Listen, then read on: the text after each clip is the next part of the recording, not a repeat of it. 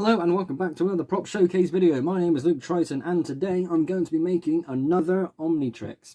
Now then, my Omnitrix videos are still very popular, thousands of views per Omnitrix video. I still don't understand how it's that successful, but let's not knock it because the Omnitrix is a very cool item. So, my favourite Omnitrix that I have made is the original. This is something that I've had a lot of people ask me, how did you make this, what was the process? Through my old sort of recording method, I didn't really have the ability to document things as I was making them, but with this new setup and this new camera angle, I can show you how I make things.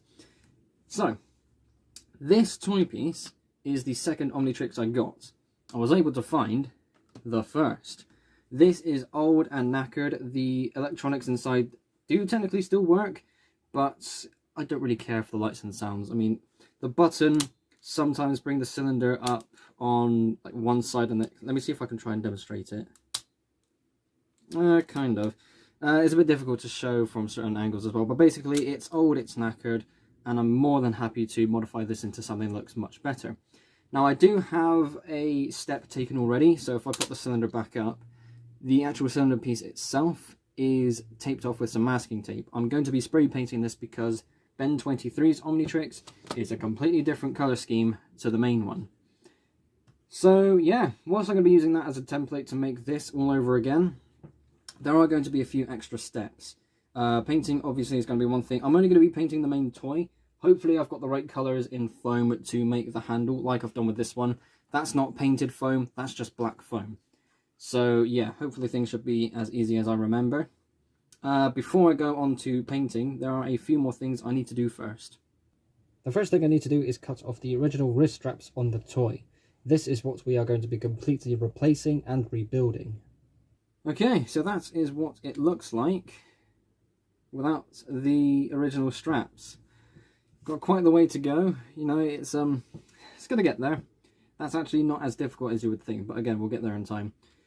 So with the straps removed, yes, that is not exactly appealing, but there is one more thing I still need to do. So with the straps now removed, I need to make a circle piece to go inside that dial face there. This is for two reasons. First of all, I want to protect the actual rotating dial when you go to select the alien. If any paint goes on there, then what's the point in going ahead with this, because you can't see the alien you're bloody selecting. Also, I don't want to paint this dial face because I just think if I can cut the pieces out of card and then just select it on there, I think that would look so much cleaner.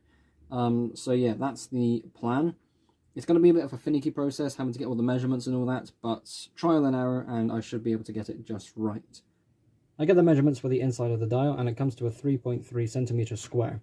I find the center, I use a compass to draw a circle, and then cut that circle out. Tiny bit of wiggle room, but that's okay, that should be enough. So now I need to spray paint this. I need to actually fasten the circle piece down. I'm not going to use too much, I don't want to be too excessive with that. I want to be able to cover the dial, mainly just the hole. I suppose this doesn't really matter too much if it gets spray painted, but I don't want to risk it. I'm going to take the measurements for these dial pieces after I spray painted it, because the weather right now is quite nice for spray painting, and I'm normally cursed. Whenever I go, right, it's time to do some spray painting, it starts raining. So I should do that now, and once that is done, it'll be time to get on with the rest of the project, really. Everything else really can't be done until this has been spray painted.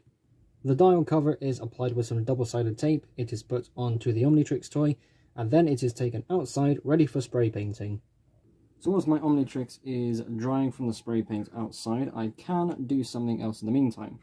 I'm going to use my main Omnitrix to get measurements for the inner dial details. Now again, this is something I want to do from card. I don't want to spray paint over this or kind of paint it at all. So yeah, so hopefully it will be nice and tidy. I think the main worry for me is getting the right shape for the actual alien selector on the toy itself, but some trial and error will help that get done. So I've just had an idea. Instead of using card to try and cut out that template piece in the middle, I'll cut that circle out with foam. I can press the foam downwards, hopefully with the indentation marks it makes. I will get the right shape I need. So I cut out a circle in foam, I put it on top of the dial centerpiece, I press down, and behold, the indentation marks did come out, fairly clearly as well. Okay, so just before I dig into it, I had another look at the Hero watch, and to make sure I get the colours right, I need to use black for the smaller pieces, and ideally a light blue shade for the middle piece. I don't have light blue card, and I don't think I've ever seen a light blue card. So I'm going to stick with white, which might not be ideal when you look at the rest of the product, but it'll have to do. I'm going to use white in place of light blue for the sort of pipes along the handle as well. So yeah, let's just go ahead and start cutting out.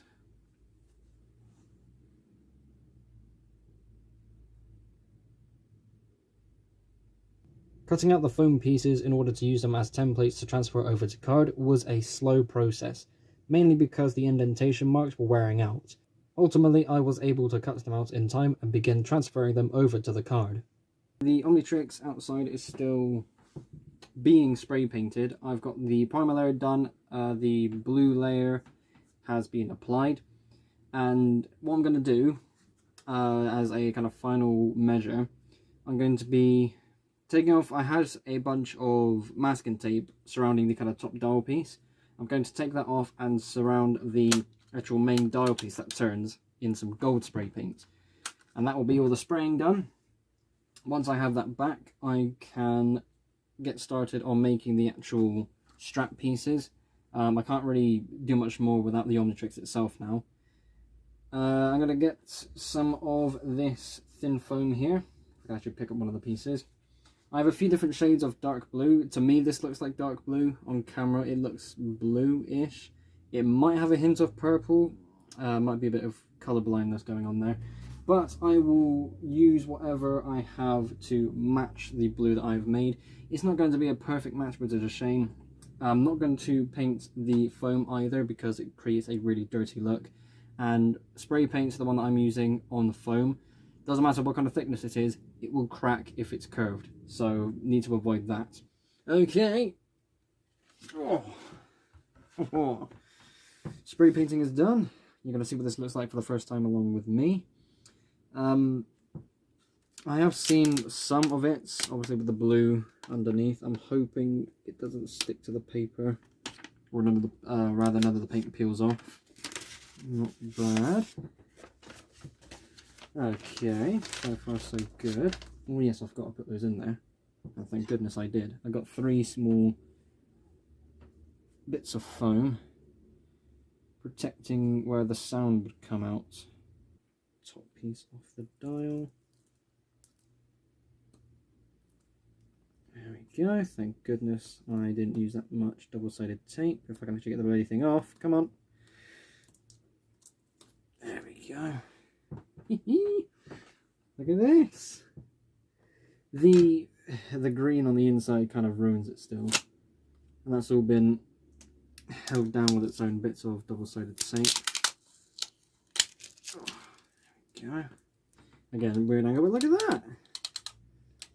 Not bad. We're nearly done for the main piece. So yeah, there's the switch, by the way. That's never gonna... I'm curious, hang on. It still has sounds! Oh my god, I genuinely didn't think that would work because I spray painted over it. So, it's blue with a golden rim. Let us now add the smaller pieces. Instead of using glue, I'm going to be using double-sided tape. This is much cleaner and it has less of a chance of holding the rotating dial piece itself to a standstill. Now, one thing worth mentioning is someone, well, I doubt anybody would, but I'll answer this question anyway. Why didn't I just do one big circle and add the black pieces on afterwards?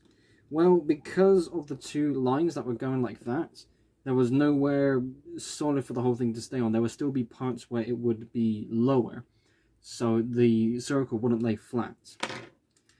I now basically have to get on with the handle.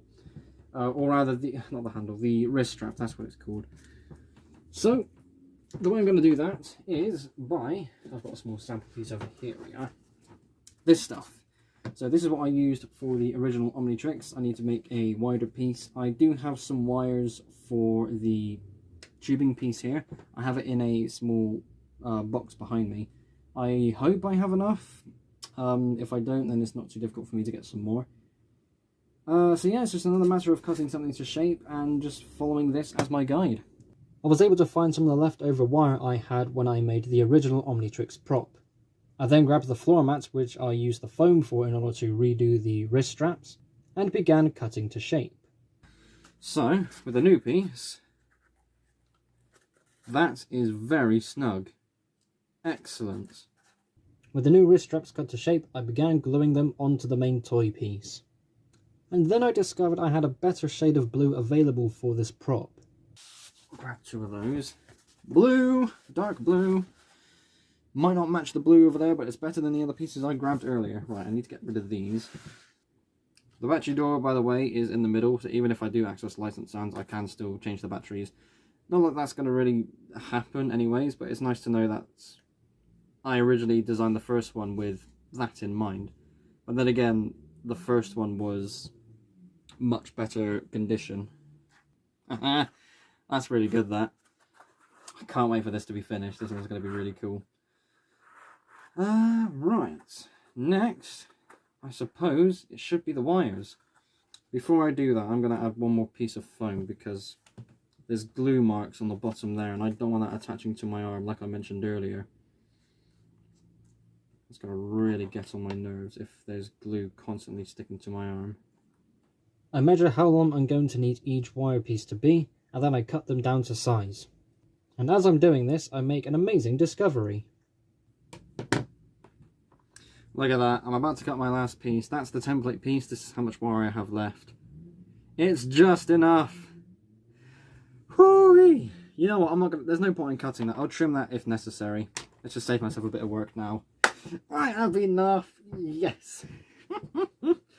Oh my goodness. I apply glue to the outside of the wire, apply it to the foam, and then roll the wire around the foam, making sure that I trim away any excess afterwards. With all 4 wire pieces wrapped and glued together, it's time to add them to the wrist strap pieces, bending them to the appropriate shape in the process. So I'm going to be using these pins to tidy up the ends here of the tubes. It is supposed to be one continuous piece, but if I put it together, there's obviously the gap, and that's not the end of the world. But that is very clean. I am so impressed with that. There is something else I just reminded myself of when I did this. When I go to put this on, like this, I need to have another layer of this kind of foam on the inside here, because obviously when you wear something on your wrist, this side of your wrist is thinner to this side, and that's going to flop around. It can even want to slide around. Not enough for it to come off, but it won't sit still. So that's something I'm going to have to do, but I'll do that once everything else has been sat down. That is because I can get the correct shape and hopefully prevents this kind of ugly bulkiness on the sides. So I've now just cut out these 4 shapes to act as covers to attach the tubes to the main Omnitrix toy itself. Previously, this was done with more rectangular pieces, but that isn't exactly, you know, tidy. So I've tried a few different shapes. Cutting at the angle at the top was a good idea, and I'm going to be gluing these down. Once that is glued down, I'm going to be cutting the blue foam to fill these gaps, get the strap actually made with some Velcro, then do some final painting details, then we're done. Needless to say, gluing these covers to the prop was very finicky. Velcro is applied to one side of the strap, and I'm going to be using a bit of card to act as a backbone for the floppy part of the strap to go from one side to the other. More measurements are made to the foam, and that is applied to the back of the card with double-sided tape. With the Velcro straps now added, it was time for a first fit. However, to my annoyance, I found out that this was way too loose. The wrist straps turned out to be too long, and they had to be trimmed down. Alright, let's try that again. The gold paint isn't coming off, that's a good thing. That's still massive. After going back and forth with myself, I decided to trim down the wrist straps just a little bit further. Making sure the floor is clear. much better. That is a much better fit. Right then, time to reattach the Velcro strip, and then it is time to add the actual padding needed on the inside, finalize the details. After re-adding the Velcro strap to the prop, I put this back on for another test fit. This was much better, but obviously this isn't done yet. And whilst I had it on, I had a bit of fun because this is still a modified toy after all. With the inside foam padding now added, I decided to trim them to match the better look of the Omnitrix.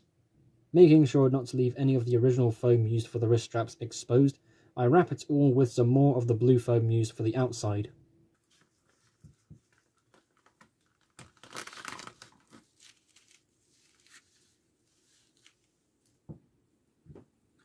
That is a very snug fit. Excellent. Bigger gap there than I would hope, but that's okay. I'm not going to fuss any more about that. I'm going to tidy up these areas like I've done with the main one, using some foam pieces on the chunkier sections. Then, again, as mentioned earlier, it's down to the final painting details. Of all of the creative, crafting and artistic skills you can develop, painting was something I never got used to and never enjoyed. Thankfully, there wasn't that much that needed to be painted, and it dried very quickly, so I could apply the next layer very soon afterwards, and that was the entire prop finished. So last night I discovered I had made an error, and that's actually quite embarrassing because I had reference pictures of this on my computer screen, and it's quite obvious when you look at it. It's because it's a very different looking item. There are these yellow strips added to the outside of the wrist strap, where previously I just kept it in blue. Yeah, so this was a hastily done job as well in the middle of last night. I had to halt rendering the video because I thought, oh god, I got it wrong, I have to go back and fix it. So yeah, embarrassments aside, there was also another problem of how do I do this. This might be because I did this in the middle of last night. I decided to keep this in yellow. Now this is weird because when you look at the Hero Watch, like from the show, it has a sort of goldish yellow tint. It's like half and half. And I think I've done that here as well, where I've got gold on the dial that actually rotates. I'm using yellow on the outside of the wrist strap. Now it is possible for me to spray paint the foam, but it does wear off over time. It can look tacky if the spray paint isn't done like correctly, if you're not layering it correctly and consistently across all the other pieces of foam that I'm spraying. And I think the yellow looks much nicer. It's so much more vibrant. The gold, I think, will be a little bit overkill. So ultimately, yeah, now I can say the Hero Watch is done. Oh, we got to wear this now. There we go. And I think this has become a much better fit, because that extra layer of foam has basically closed a few gaps. So if I do this, there we go. So that is actually really nice. That's not too bad because I have something similar going on with my main Omnitrix. But still, oh yes, that looks spectacular. It's so vibrant and colourful. Oh, I love it so much. So I have put this next to my other two Omnitrix props, and the lineup is really cool. This is probably the first thing that I can say is part of a collection of props that I've made. And there are some things I've made in the past, but nothing I could say that goes together with other things that I've made. So yeah, this is definitely a standout item when you see it next to the green and the blacks.